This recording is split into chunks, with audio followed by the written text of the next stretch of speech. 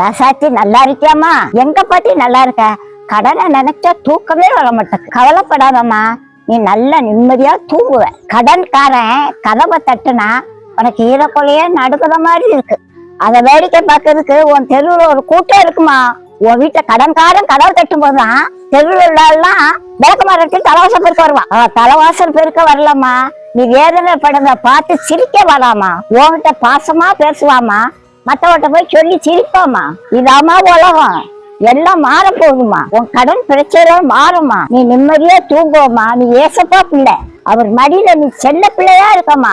உன்னை வேடிக்கை பார்த்தவங்க முன்னால நீ தலை நிமிந்து நடப்பமா. என் பிள்ளைங்க ஒரு நாளும் வெக்கப்படாதுன்னு ஏசப்பா சொல்லியிருக்காருமா. அவர் செய்த அற்புதத்தை பார்த்து நீ ஏசப்பா சர்ச்சுக்கு போவோமா. நீ சர்ச்சுக்கு போய் அல்லோலியா அல்லோலியா நீ குதிப்போமா. உன் பிரச்சனையும் மாறும், நீயும் ஏசப்பா பிள்ளையா மாறுவ. நீ கவலைப்படாதம்மா.